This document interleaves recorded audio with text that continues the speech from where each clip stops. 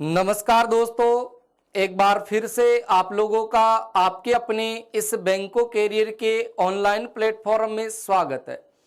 दोस्तों, हमने पिछले वीडियो में चर्चा की थी राजस्थान के भौतिक प्रदेशों की, और राजस्थान के भौतिक प्रदेशों में मित्रों हमने मरुस्थल के बारे में पूरा है वो पढ़ लिया था। और मैंने ये भी कहा था लास्ट में कि हम अगला जब भी नेक्स्ट वीडियो रखेंगे उसमें हम अरावली पर्वत श्रेणी है उसके बारे में देखिए विस्तार से अध्ययन वो करेंगे। तो मित्रों आज देखिए आप इस वीडियो को यहाँ से शुरू से लेकर के अंत तक आप जरूर देखिए, ताकि यहाँ से पूरी की पूरी जो अरावली पर्वत श्रेणी है उसकी विशेषता आपके समझ में आ जाए।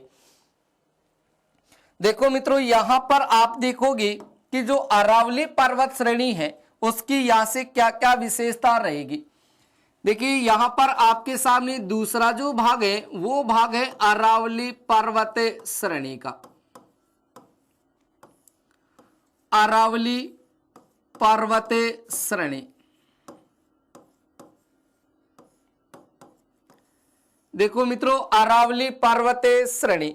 अब ये जो अरावली पर्वत श्रेणी है इनकी खास बात क्या है, इनकी विशेषता क्या है, तो देखना। सबसे पहले आपके सामने देखिए, ये तो मैं पहले भारत के संदर्भ में बता देता हूं, यानी यहां पर मित्रों आपके सामने देखिए ये आ चुका है भारत।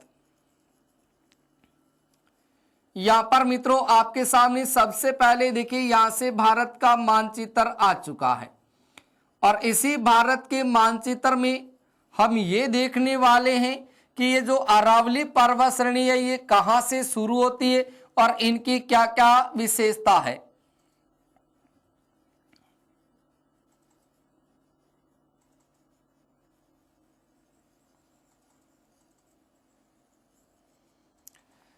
देखो मित्रों यहां पर आपके सामने ये भारत का मानचित्र है, और इस भारत के मानचित्र में जब हम अरावली पर्वत श्रेणी को पढ़ते हैं तो देखिए इधर आपके सामने ये अरब सागर का भाग है। इधर मित्रों आपके सामने ये अरब सागर का भाग है। इधर आपके सामने देखो मित्रों ये अरब सागर का भाग है। तो यहाँ पर अरब सागर से जब आप देखोगे तो यहाँ से आपको ये अरावली पर्वत श्रेणी है वो मिलेगी। मित्रों यहाँ से आपके सामने कौन सी पर्वत श्रेणी मिलेगी, यहाँ पर अरावली पर्वत श्रेणी मिलेगी। ये अरावली पर्वत श्रेणी देखिए मित्रों आपके सामने कहां से शुरू होती है, तो याद रखना है आपको अरब सागर से शुरू होती है। कहां से शुरू होती है, अरब सागर से शुरू होती है। और अरब सागर से शुरू होने के बाद में देखिए ये भारत में सबसे पहले कहां से शुरू होती है, तो याद रखना गुजरात राज्य से। गुजरात राज्य में आपके सामने एक शहर है जिसका नाम है पालनपुर। कौन सा शहर है, पालनपुर। इसी पालनपुर गुजरात से ये अरावली पर्वत श्रेणी है वो शुरू होती है। और मित्रों यहां से शुरू होने के बाद में देखिए यहां पर आपके सामने एक पहाड़ी है जिसका नाम है रायसेन की पहाड़ी। कौन सी पहाड़ी है, रायसेन की पहाड़ी। ये जो रायसेन की पहाड़ी है, ये जो रायसेन की पहाड़ी है वो आपके सामने देखिए कहां है, तो याद रखना है दिल्ली में। कहां है, दिल्ली में। तो अरावली पर्वत श्रेणी है, ये अरावली पर्वत श्रेणी देखिए कहां से शुरू हो रही है, अरब सागर से शुरू हो रही है। और भारत में ये पालनपुर गुजरात से शुरू होने के बाद ये रायसेन की पहाड़ी दिल्ली में खत्म होती है। इसलिए मित्रों इस अरब सागर की देखिए जो बेटी है वो अरब सागर की बेटी किसको कहा जाएगा, अरावली पर्वत श्रेणी को कहा जाएगा। और अरावली का जो गर्भगृह है, अरावली का जो गर्भगृह है वो गर्भगृह किसको कहा जाता है, तो याद रखना अरब सागर को कहा जाता है। किसको कहा जाता है मित्रों, अरब सागर को। तो अरब सागर की बेटी अरावली है, अरावली का गर्भगृह है वो क्या है, तो आपका अरब सागर है। और ये अरावली पर्वत श्रेणी आपके सामने देखो पालनपुर गुजरात से शुरू होने के बाद में देखिए ये आपके सामने रायसेन की पहाड़ी दिल्ली में जाके खत्म होती है। और इस रायसेन की पहाड़ी पर जब आप देखोगे तो यहां पर आपके सामने देखिए एक भवन बना है, और उस भवन का नाम है मित्रों राष्ट्रपति भवन। कौन सा भवन बना है, राष्ट्रपति भवन बना है। और इसी राष्ट्रपति भवन को लॉर्ड लुटविन ने तैयार किया था। किसने तैयार किया था मित्रों, लॉर्ड लुटविन ने तैयार किया था।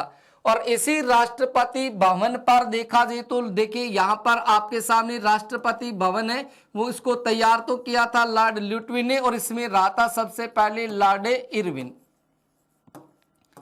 लॉर्ड इरविन वो सबसे पहले यहाँ पर रहा था। अब इसे अरावली पर्वत श्रेणी की जब हम यहां से देखें कुल लंबाई देखें तो इसकी कुल लंबाई देखें मित्रों कितनी है, तब तो आपको ध्यान रखना है 692 किलोमीटर। कितनी है? 692 किलोमीटर है। और इस अरावली पर्वत श्रेणी की जब हम औसत ऊंचाई देखें तो इनकी औसत ऊंचाई है वो कितनी है, तो याद रखना 930 मीटर है। 930 मीटर है। लेकिन मित्रों जब यहां पर अरावली पर्वत श्रेणी का देखिए हम विस्तार देखें तो वो विस्तार आपको देखिए गुजरात राज्य में मिलेगा, उसके बाद में आपको राजस्थान में मिलेगा, उसके बाद में आपको हरियाणा में मिलेगा और उसके बाद में दिल्ली में मिलेगा। तो ये 3 राज्य और एक आपका केंद्र शासित प्रदेश है दिल्ली, वहां पर ये अरावली पर्वत श्रेणी है वो फैली हुई है। और इसकी कुल लंबाई है वो तो 692 किलोमीटर है, औसत ऊंचाई है वो 930 किलोमीटर है, 930 मीटर है सॉरी।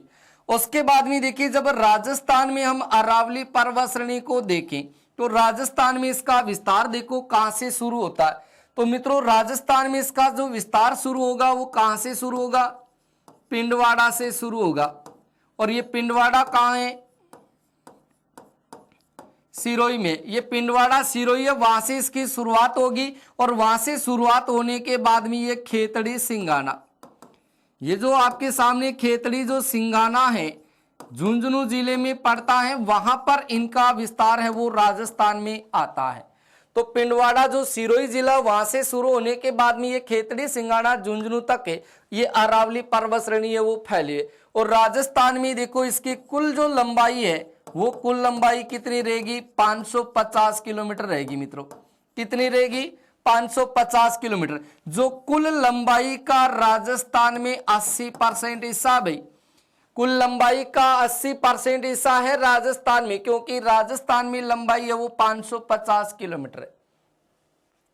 ये जो अरावली पर्वत श्रेणी है, ये अरावली पर्वत श्रेणी अगर आप विश्व के संदर्भ में देखोगे, विश्व के संदर्भ में देखोगे मित्रों, तो विश्व में आपके सामने एक पर्वत श्रेणी है जिसका नाम है अपलेशियन।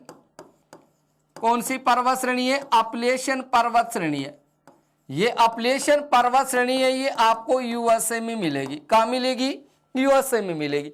इसी विश्व में जो अपलेशियन पर्वत श्रेणी है, इस पर्वत श्रेणी के समान आपकी अरावली पर्वत श्रेणी है। तो मित्रों इतनी बात तो दिमाग में फीड हुई कि अरावली पर्वत श्रेणी है ये अरब सागर से शुरू होते और वहां से शुरू होने के बाद ये रायसेन की पहाड़ी दिल्ली में खत्म होते। रायसेन की पहाड़ी जो दिल्ली है वहां पर राष्ट्रपति भवन बना।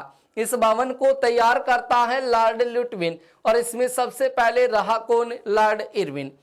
उसके बाद में हमने देखा कि जब अरब सागर से इसकी शुरुआत होती है तो अरब सागर की बेटी किसको बोलेंगे, अरावली को बोल देंगे। और अरावली का जो गर्भगृह है वो किसको बोल देंगे, अरब सागर को बोल देंगे।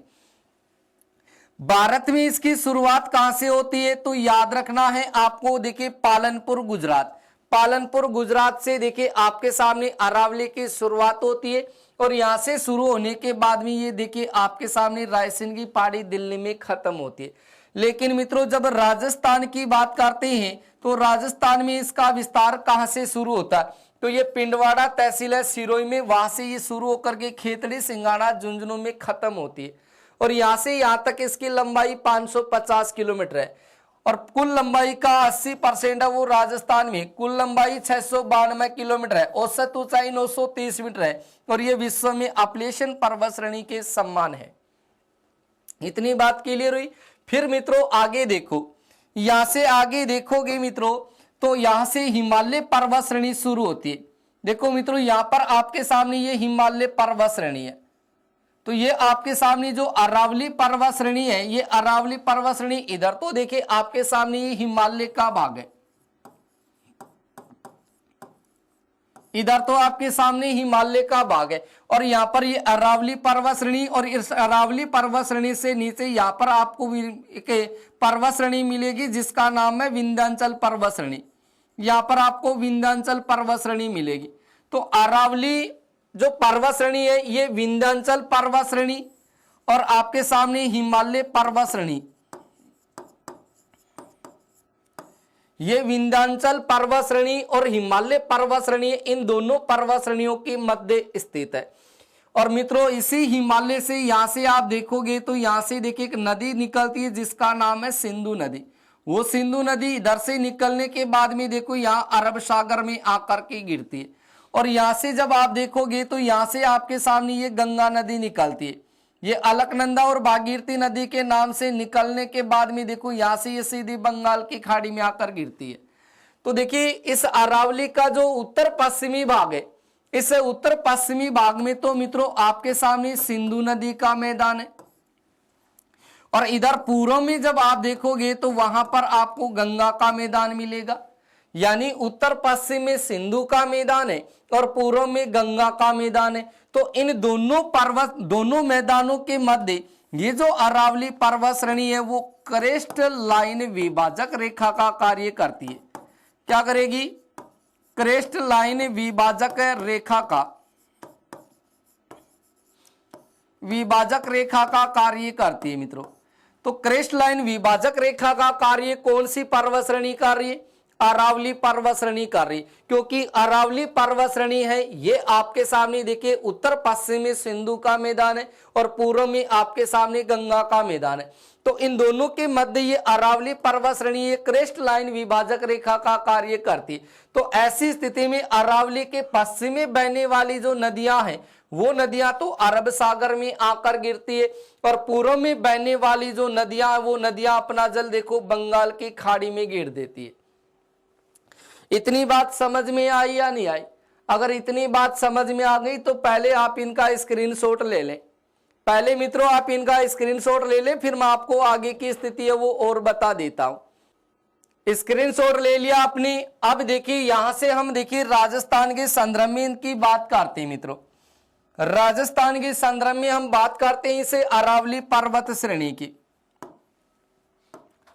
देखो यहां पर आपके सामने देखो ये राजस्थान का मानचित्र है।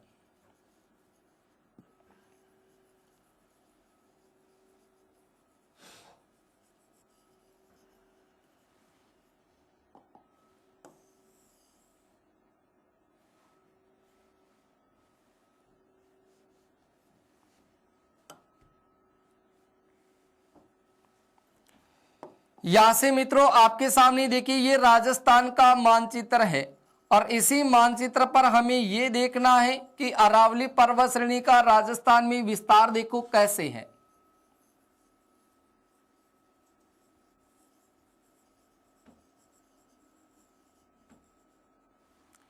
ये मित्रों आपके सामने राजस्थान का हमने मानचित्र रख लिया और इसी मानचित्र में आप ये देखो कि यहां से आपके सामने देखिए ये अरावली पर्वत श्रेणी है वो इस प्रकार से शुरू हो रही है। यहां से आपके सामने मित्रों ये अरावली पर्वत श्रेणी है वो शुरू हो रही है। यहां से आपके सामने मित्रों ये अरावली पर्वत श्रेणी शुरू हो रही है राजस्थान के मध्य से। अब इनकी यहां से खास बातों को देखो। यहां से आप इनकी खास बात देखो क्या क्या रहेगी।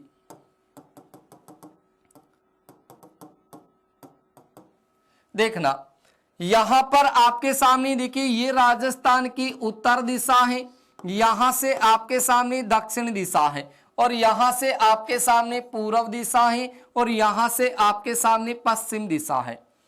अब ये अरावली पर्वत श्रेणी राजस्थान के मध्य से होकर गुजरती है और ये राजस्थान की जलवायु को सबसे ज्यादा प्रभावित करती है। तो मैंने कहा कि अरावली का जो उत्तर पश्चिमी भाग है उस भाग में तो देखिए आपके सामने रहेगा सिंधु का मैदान। कौन सा मैदान रहेगा? सिंधु का मैदान रहेगा। और इसका जो पूर्वी भाग है उस पूर्वी भाग में मैदान किसका रहेगा?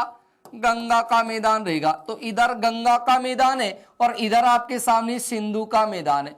तो इनके मध्य ये क्रेस्ट लाइन विभाजक रेखा का कार्य करती है। तो ऐसी स्थिति में पश्चिमी जो नदियां बहेगी वो अरब सागर में आ जाएगी और इधर पूर्व में बहेगी वो नदियां बंगाल की खाड़ी में आकर के गिर जाएगी। अब मैंने यहां से कहा कि यहां से देखिए पालनपुर शहर है, पालनपुर ये पालनपुर देखिए कहाँ है, तो याद रखना है गुजरात में, यहां से ये शुरू हो रही है। और यहां से देखिए आपके सामने देखिए यहां पर है पिंडवाड़ा,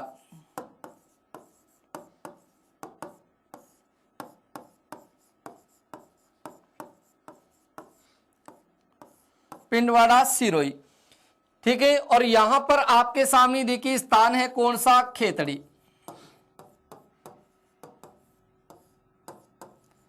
खेतड़ी सिंगाना झुंझुनू। और यहां पर है मित्रों आपके सामने रायसेन की पहाड़ी,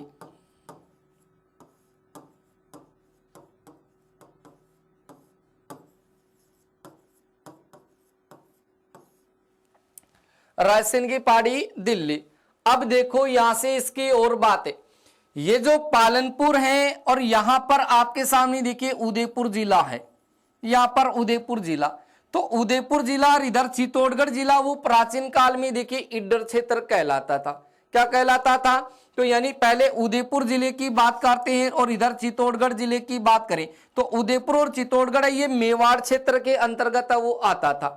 और मेवाड़ क्षेत्र में जो उदयपुर और चित्तौड़गढ़ जिले का जो भाग था वो भाग प्रागवाट के नाम से, मेदपाट के नाम से या सीवी के नाम से भी पुकारा गया था।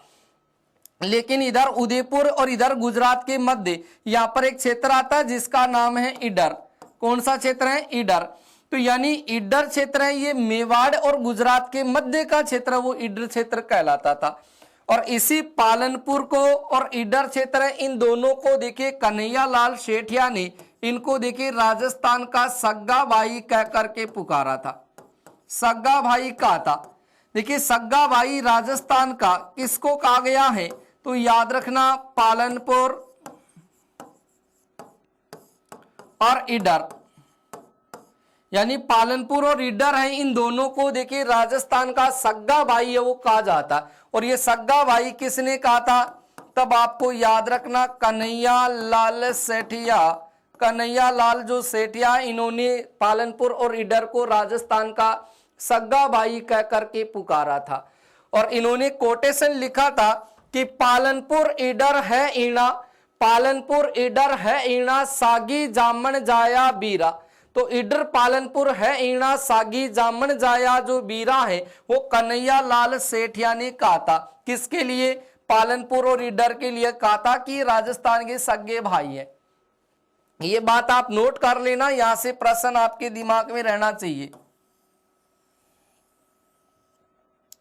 अब देखो मित्रों आगे की बात हम यहां से और रखते हैं कि ये जो अरावली पर्वत श्रेणी है ये राजस्थान में हम पढ़ते हैं, तो राजस्थान में देखिए इसका जो विस्तार रहेगा वो आपके सामने देखिए दक्षिण पश्चिम से उत्तर पूर्व की ओर रहेगा।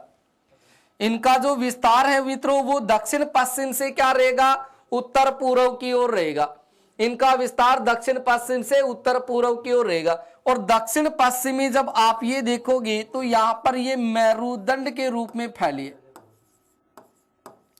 मित्रों ध्यान रखना कि अरावली पर्वत श्रेणी है ये राजस्थान के दक्षिण पश्चिम में एक मेरुदंड के रूप में फैली हुई है और यहां पर एक आकृति बनाती है जिसका नाम होगा पंखाकार आकृति।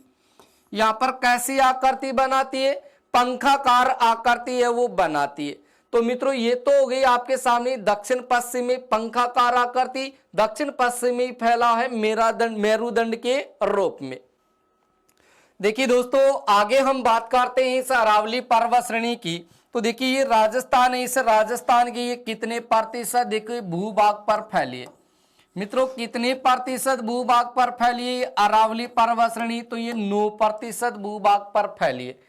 और ये यहाँ पर राजस्थान में इस अरावली पर्वत श्रेणी में देखिए तो कितनी प्रतिशत जनसंख्या वो निवास करती है, तो मित्रों यहाँ पर 10% जनसंख्या वो निवास करती है। यानी अरावली पर्वत श्रेणी है ये राजस्थान की 9% भूभाग पर फैली है, जबकि 10% जनसंख्या वो यहाँ पर निवास करती है। और इस अरावली पर्वत श्रेणी की यहाँ से जब हम मुख्य नदी की बात करें तो मुख्य नदी आपके सामने देखिए कौन सी रहेगी, तो याद रखना है बनास नदी। कौन सी नदी रहेगी, यहाँ से बनास नदी रहेगी। उसके बाद में यहाँ से हम आगे देखें कि जो अरावली पर्वत श्रेणी है ये अरावली पर्वत श्रेणी देखिए आपके सामने किस अंग के समान है, किस अंग के समान है, तो अंग पूछे तो आपको यहां पर याद रखना है कारणवत अंग। दोस्तों याद रखना कि अरावली पर्वत श्रेणी है वो किस अंग के समान है, तो अंग पूछे तो कारणवत। और यदि आपसे वाद्य यंत्र पूछे कि किस वाद्य यंत्र के समान है, तब आपको याद रखना तंबूरा, तंबूरा या तंदूरा या चौतारा। यानी अरावली पर्वत श्रेणी है वो किस अंग के समान है, कारणवत अंग के समान है या किस वाद्य यंत्र के समान है, तो तंबूरा है, तंदूरा है या चौतारा वाद्य यंत्र है उसके ये समान रहेगी। मैंने यहां से कहा इसका विस्तार दक्षिण पश्चिम से देखिए आपके सामने उत्तर पूर्व की ओर है, और दक्षिण पश्चिम में ये मेरुदंड के रूप में फैली है, लेकिन यहाँ आकृति कैसी बनाती है, पंखाकार आकृति बनाती। और इधर से उत्तर पूर्वी भाग में जब आप इस अरावली को देखोगे तो यहाँ पर ये बेड की पीठ के समान आकृति है वो बनाती। मित्रों याद रखना ये बेड की पीठ के समान यहाँ पर आकृति है वो बना लेती है। तो इधर तो बेड की पीठ के समान आकृति बन रही है, इधर आपके सामने पंखाकार आकृति बन रही है, यहाँ ये मेरुदंड के रूप में फैली है, और इधर आपके सामने कौन से अंग के समान है, तो यहाँ पर कारणवत अंग के समान वाद्य यंत्र पूछे तंबूरा, तंदूरा या चौतारा वाद्य यंत्र के समान। अब मित्रों यहां से देखो आगे खास बात, मित्रों मैं यहां से रब करता जा रहा हूं, तो आप साथ के साथ इनको नोट जरूर कर लिया करो, आप नोट जरूर कर लिया करो साथ के साथ इन बातों को।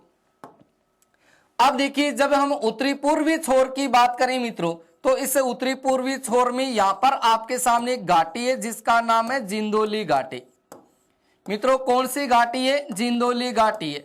और ये जिंदोली घाटी आपके सामने देखो राजस्थान के अलवर जिले में, कौन से जिले में, अलवर जिले में। और इसी अलवर जिले में आप देखोगे तो यहां पर देखिए आपके सामने हॉर्सशू सुरंग का निर्माण है वो किया गया है। मित्रों याद रखिएगा राजस्थान पुलिस की दृष्टि से इंपॉर्टेंट प्रश्न है, या तो वो आपसे ये बोलेगा कि जिंदोली घाटी कहाँ है, अलवर में, या जिंदोली घाटी जो अलवर है वहां पर कौन सी सुरंग बनी है, तो यहाँ पर हॉर्सशू सुरंग बनी है। हॉर्सशू सुरंग है वो कौन सी घाटी में बनी है, जिंदोली घाटी में बनी है। हॉर्सशू सुरंग जिंदोली घाटी में बनी है। जिंदोली घाटी कहाँ है, ऐसे अलवर में ऐसे प्रश्न पूछ लेगा। तो राजस्थान के उत्तरी पूर्वी छोर पर आप देखोगे तो यहाँ पर अलवर जिले में जिंदोली घाटी है, वहां पर हॉर्सशू सुरंग का निर्माण किया गया। और इसी राजस्थान में अरावली पर्वत श्रेणी का जो उत्तरी पूर्वी छोर है, उससे उत्तरी पूर्वी छोर पर आपको मिलने वाला है यहाँ पर पोतवार का पठार। मित्रों यहाँ पर मिलने वाला है आपको पोतवार का पठार। इस पोतवार के पठार की बात करें तो इनका हिस्सा आपको राजस्थान के जयपुर और साथ में आपको अलवर जिले में मिलेगा। और ये पोतवार का पठार आपको यहां पाकिस्तान में भी देखने को मिलेगा। तो यानी अरावली का जो उत्तरी पूर्वी छोर है उस उत्तरी पूर्वी छोर पर देखिए पोतवार का पठार है, और ये पोतवार का पठार जयपुर और अलवर में, जबकि विश्व में पोतवार का पठार है वो आपका पाकिस्तान में स्थित है। इतनी बात क्लियर हुई। उसके बाद में देखो मित्रों आगे हम बात करें, आगे हम यहां से देखिए बात करते हैं मित्रों कि इनकी और यहां से खास बात है वो क्या रहेगी। देखो यानी आपके सामने जो अरावली पर्वत श्रेणी है, ये अरावली पर्वत श्रेणी आपके सामने देखिए विश्व की ये सबसे प्राचीनतम, ये विश्व की आपके सामने देखिए मित्रों सबसे प्राचीनतम ये वलित पर्वत श्रेणी है। और वलित होने के साथ साथ ये मोड़दार पर्वत श्रेणी भी है, मोड़दार पर्वत श्रेणी है। यानी अरावली पर्वत श्रेणी है ये विश्व की सबसे प्राचीनतम ये वलित मोड़दार पर्वत श्रेणी है, ठीक है। और इस अरावली पर्वत श्रेणी को देखिए मित्रों अगर हम विष्णु पुराण में पढ़ते हैं तो विष्णु पुराण में तो देखिए इसको क्या कहा गया है, तब तो आप याद रखिएगा विष्णु पुराण में इसको पारिपत्र कहा गया है। क्या कहा गया, पारिपत्र या सुमेरु कहा गया है, पारिपत्र या सुमेरु कहा गया। लेकिन जब हम स्थानीय भाषा की बात करें, स्थानीय भाषा में देखें तो स्थानीय भाषा में इस अरावली पर्वत श्रेणी को क्या कहा गया है, तब आपको यहां से ध्यान रखना है कि स्थानीय भाषा में इसको अड्डावल के नाम से पुकारा गया है, इसको चोटियों की पंक्ति के नाम से पुकारा गया है, चोटियों की पंक्ति के नाम से पुकारा गया है। इसके अलावा इसको अर्बुदाचल के नाम से पुकारा गया, अर्बुदाचल के नाम से पुकारा गया है। यानी स्थानीय भाषा में इसको अड्डावल, चोटियों की पंक्ति, अर्बुदाचल कहा गया है, और विष्णु पुराण में इसको परिपत्र या सुमेरु के नाम से पुकारा गया है। और यह विश्व की सबसे प्राचीनतम वलित पर्वत श्रेणी है। लेकिन मित्रों यहां से देखिए कि ये अरावली पर्वत श्रेणी यहां पर आपके सामने ये हरियाणा राज्य में भी स्थित है। और इसी हरियाणा राज्य की बात करें तो हरियाणा में इस अरावली पर्वत श्रेणी को कहा जाता है डोसी पर्वत श्रेणी। मित्रों क्या कहा जाता है हरियाणा राज्य में अरावली को, तब आपको याद रखना इसको डोसी पर्वत श्रेणी है वो कहा जाता है। क्या कहा जाएगा, डोसी पर्वत श्रेणी। ये बात भी आपके सामने क्लियर हुई। उसके बाद में देखो मित्रों यहां से हम आगे और देखें, यहां से और देखें कि इस अरावली पर्वत श्रेणी की और क्या खास बात है। देखो यहां से अरावली पर्वत श्रेणी की बात करें तो राजस्थान में देखो आप ही इस अरावली पर्वत श्रेणी का विस्तार देखोगे तो राजस्थान में आपके सामने देखिए 13 जिले हैं। इन 13 जिलों में अरावली पर्वत श्रेणी है वो फैली हुई है। मित्रों 13 जिलों में फैली हुई है। और इन 13 जिलों की बात करते हैं तो 13 जिलों में देखिए अरावली पर्वत श्रेणी है वो किस प्रकार से फैली हुई है। तो यहां से आप ध्यान रखिएगा कि राजस्थान में अगर अरावली का मुख्य रूप से विस्तार देखें तब तो देखिए 10 जिलों में आता है। और अगर राजस्थान के यहां पर आधे आधे भाग की बात करें, आधे आधे जिलों में देखें तो वहां पर आपके सामने 3 जिले आते हैं। यानी राजस्थान के आधे आधे जिलों में अरावली का प्रभाव है वो यहां पर आपको देखने को मिलेगा। तो ऐसे करके आपको यहां से 13 जिले हैं वो मिलेंगे। देखो मित्रों कि राजस्थान में मुख्य रूप से जो 10 जिले हैं वो 10 जिले कौन कौन से हैं। तो यहां पर मैं आपके सामने सबसे पहले देखिए नाम लिख रहा हूं। सबसे पहला जिला है आपके सामने सिरोही। कौन सा जिला है, सिरोही है। सिरोही के बाद में आपके पास में दूसरा जिला है वो है उदयपुर। कौन सा जिला है, उदयपुर। उदयपुर के बाद में देखिए मित्रों आपके सामने तीसरा जिला है वो है डूंगरपुर। और डूंगरपुर के पास साथ आपके सामने जिला रहा चौथे नंबर पे राजसमंद। राजसमंद। और 5वें नंबर पे आपके सामने मित्रों जिला आ रहा है अजमेर। ठीक है, तो यहां पर आपके पास में देखिए कितने जिले आए, सिरोही, उदयपुर, डूंगरपुर, राजसमंद। ये आपके सामने देखिए यहां पर राजसमंद के बाद अजमेर 5 जिले आ गए। उसके बाद में 6ठे नंबर पे आप देखोगे तो 6ठे नंबर पे देखिए दोस्तों आपके सामने जिला आ जाएगा झुंझुनू। कौन सा जिला आ जाएगा, झुंझुनू। झुंझुनू के बाद में देखिए जब 7वें नंबर पे आप देखोगे तो वहां पर आपको जिला मिल जाएगा मित्रों आपके सामने सीकर। और सीकर के बाद में 8वें नंबर पे आपके सामने जिला मिल जाएगा जयपुर। जयपुर मिल जाएगा मित्रों। उसके बाद में 9वें नंबर पे आपके सामने जिला मिल जाएगा दौसा। और दौसा के बाद में 10वें नंबर पे आपको जिला मिलेगा कौन सा, अलवर।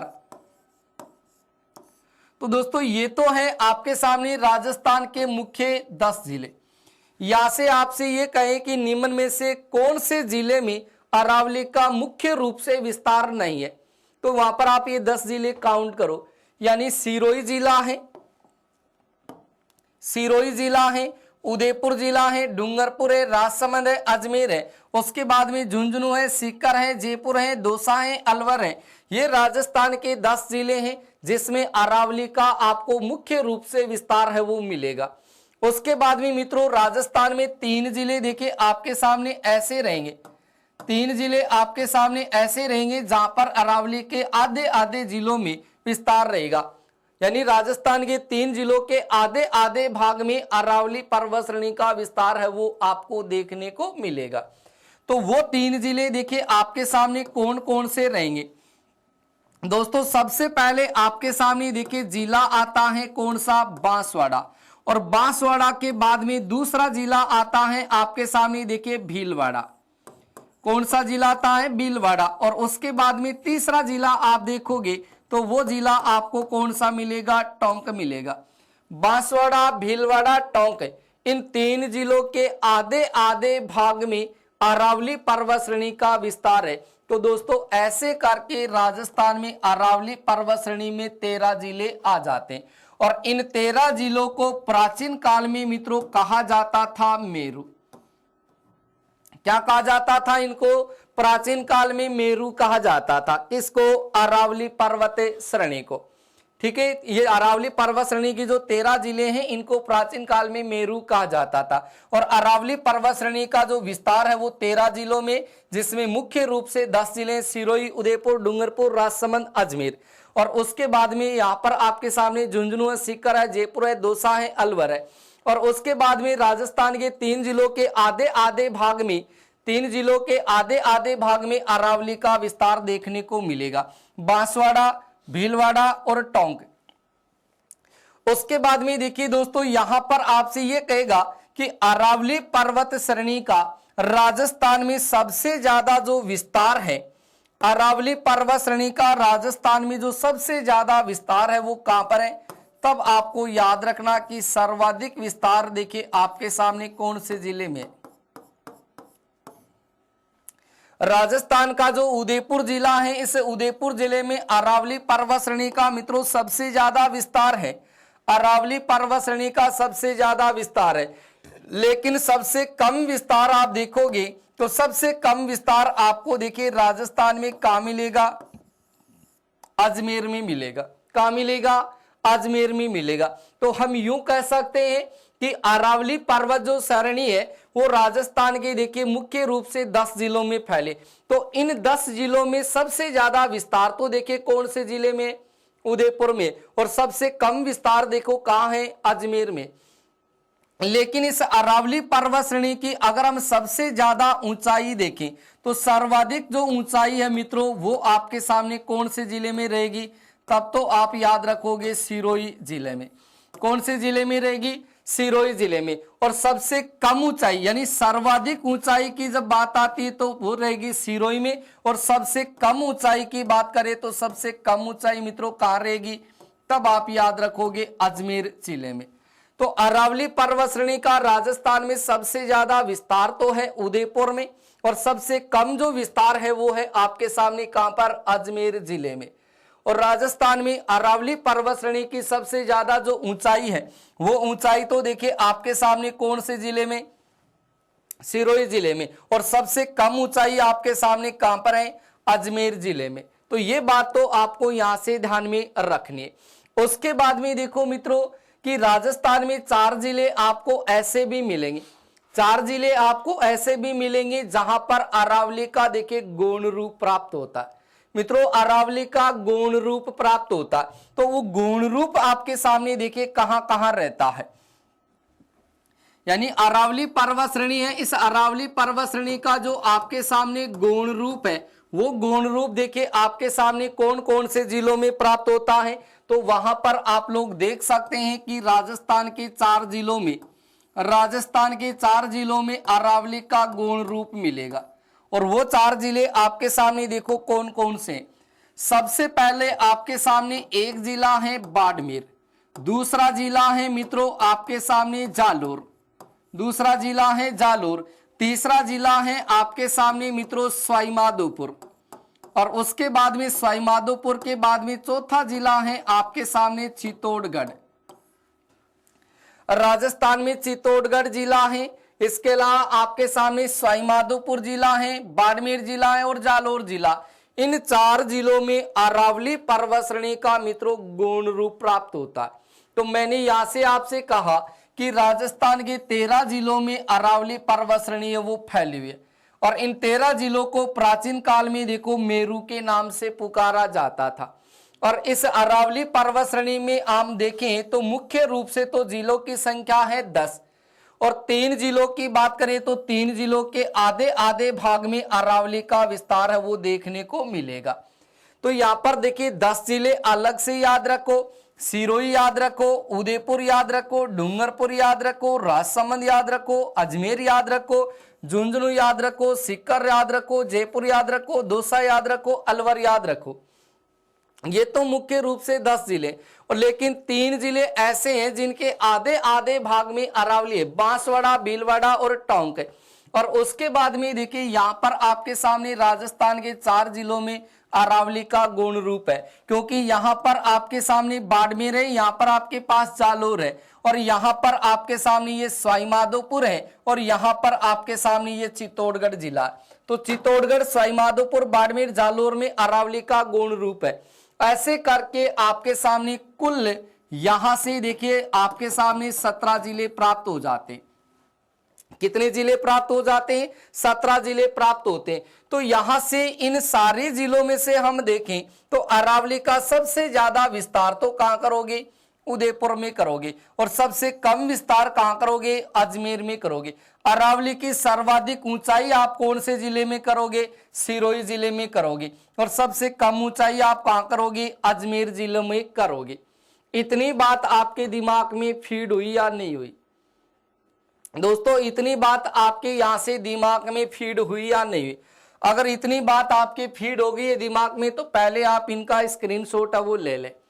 मित्रों यहां से आप इनका स्क्रीनशॉट ले लें ताकि हम यहां से इनकी आगे की खास बात है वो और पढ़ लेते हैं।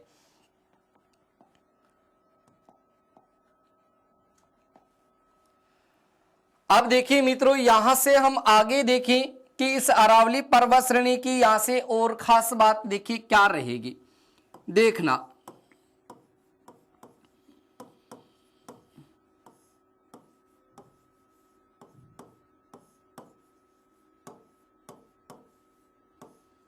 अरावली पर्वत श्रेणी, देखिए अरावली पर्वत श्रेणी की बात करते हैं तो मित्रों ये किसका अवशेष है? तो अवशेष पूछे तो आपको बताना ये गोंडवाना लैंड का अवशेष है। किसका अवशेष है? ये गोंडवाना लैंड का अवशेष है। उसके बाद में अगर अरावली की देखिए मित्रों आपसे यदि उत्पत्ति पूछे तो ये उत्पत्ति आपके सामने अरावली की देखिए कहां से हुई है? तो उत्पत्ति है वो आपके सामने देखो कहां से बताओगे? प्री कैम्ब्रियन कल्प, प्री कैम्ब्रियन जो कल्प है उस कल्प में आपके सामने एक युग होगा जिसका नाम है धारवाड़ युग, वहां से इनकी उत्पत्ति हुई है। उसके बाद में आपसे ये कहेगा कि अरावली पर्वत श्रेणी है वो किस अंग के समान है? अंग पूछे तो आप बताओगे कारणवत, या मित्रों बताओगे आप कान। उसके बाद में पूछे किस वाद्य यंत्र के समान है? तो मित्रों किस वाद्य यंत्र के समान है अरावली? तब आपको याद रखना तंबूरा, तंदूरा या चौतारा। उसके बाद में आपसे पूछेगा कि अरावली पर्वत श्रेणी है वो किस पर्वत श्रेणी के समान है? तो वहां पर आप याद रखें अपलेशियन पर्वत श्रेणी के समान है, अपलेशियन पर्वत श्रेणी के समान है।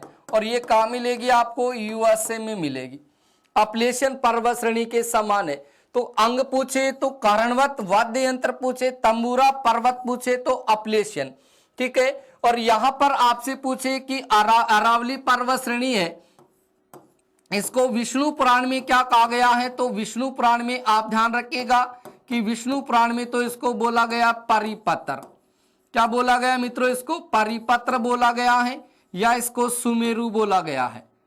सुमेरु बोला गया है, परिपत्र या सुमेरु। और यदि स्थानीय भाषा में आपसे पूछे तो स्थानीय भाषा में देखो इसको क्या बोला गया? स्थानीय भाषा में तब वहां पर आप याद रखोगे अड्डावल, इसको स्थानीय भाषा में अड्डावल बोला गया है। इसको अर्बुदाचल बोला गया है, इसको अर्बुदाचल बोला गया है। इसको चोटियों की पंक्ति बोला गया है, इसको चोटियों की पंक्ति बोला गया है। इसके अलावा मित्रों इसको हरियाणा में देखिए किस नाम से पुकारा गया है? तो इसको डोसी पर्वत श्रेणी के नाम से पुकारा गया। तो यहां से इनके अलग अलग यहां से उपनाम आपको देखने को मिलेगी। ठीक है, तो इतनी बात आप साथ के साथ नोट जरूर कर लें मित्रों, साथ के साथ आप इनको नोट जरूर कर लें। उसके बाद में देखिए यहां से हम आगे की ओर बात करते हैं इस अरावली की। देखो आगे से अरावली की हम यहां से और बात करते हैं तो देखिए यहां पर आपसे ये कहेगा कि अरावली का विस्तार देखिए कैसा है। तो यहां पर आप बताओगे दक्षिण पश्चिम से उत्तर पूर्व की ओर है, उत्तर पूर्व की ओर है। और ये दक्षिण पश्चिम में देखो किस प्रकार की आकृति बनाती। तो मित्रों दक्षिण पश्चिम में किस प्रकार की आकृति करती है, ये पंखाकार आकृति करती है, पंखाकार आकृति बनाती है। और उत्तर पूर्व में आप देखोगे तो यहां पर ये बेड की पीठ के समान आकृति बनाती है। मित्रों कैसी आकृति बनाती है, बेड की पीठ के समान आकृति बनाती है। ये दक्षिण पश्चिम में आपके सामने ये मेरुदंड के रूप में फैली है। किस रूप में फैली है, मेरुदंड के रूप में फैली है। और यहां पर उत्तरी पूर्वी छोर में आप देखोगे तो यहां पर आपके सामने उत्तरी पूर्वी छोर में आप देखोगे तो यहां पर आपको पोतवार का पठार मिलेगा। कौन सा पठार मिलेगा, पोतवार का पठार मिलेगा। और इसके अलावा उत्तरी पूर्वी छोर में आपके सामने एक घाटी है जिसका नाम है जिंदोली घाटी। तो जिंदोली घाटी है ये आपके सामने कहां पर है, तो याद रखना ये अलवर में। और यहां पर ही आपके सामने एक सुरंग बनी है जिसका नाम है होर्सशू सुरंग। कौन सी सुरंग है, होर्सशू सुरंग। ये सुरंग भी आपकी यहीं पर बनी हुई है। क्लियर हुई इतनी बात। उसके बाद में देखिए मैंने कहा कि अरावली पर्वत श्रेणी है, इसको देखिए अरावली को यानी अरब सागर है, इस अरब सागर की बेटी कहा गया, अरब सागर की बेटी। तो अरब सागर की बेटी है वो कौन है, अरावली पर्वत श्रेणी। और अरावली का जो गर्भगृह है वो गर्भगृह क्या है, गर्भगृह वो कौन है, अरब सागर है। तो ऐसे करके आपको यहां से एक एक पॉइंट टू पॉइंट है वो याद करना है। तो मित्रों आज का जो वीडियो था, इस वीडियो में हमने अरावली पर्वत श्रेणी की राजस्थान के संदर्भ में हमने इसकी पूरी विशेषता को पढ़ा। और दोस्तों हम नेक्स्ट वीडियो में इस अरावली पर्वत श्रेणी के पार्टों को लेकर के बात करेंगे कि राजस्थान में अरावली पर्वत श्रेणी को 3 भागों में बांटा गया। दक्षिणी अरावली, उसके बाद में आपके सामने उत्तरी अरावली, उसके बाद में मध्य अरावली। इनकी हम विशेषता को पढ़ेंगे, साथ के साथ इनकी प्रमुख जो चोटियां हैं उन चोटियों का भी वहां से अध्ययन वो करेंगे। तो दोस्तों आज के इस वीडियो में आप इतना पढ़ेंगे और नेक्स्ट जो आपकी जो क्लास रहेगी उसमें अरावली की जो पार्ट है उस पार्टों को लेकर के हम बात करेंगे। तब तक आप बने रहिएगा इस चैनल के साथ, लगातार आपको ऐसे वीडियो है वो बार बार मिलते रहेंगे। ठीक है दोस्तों, मिलते हैं नेक्स्ट वीडियो में। Thank you.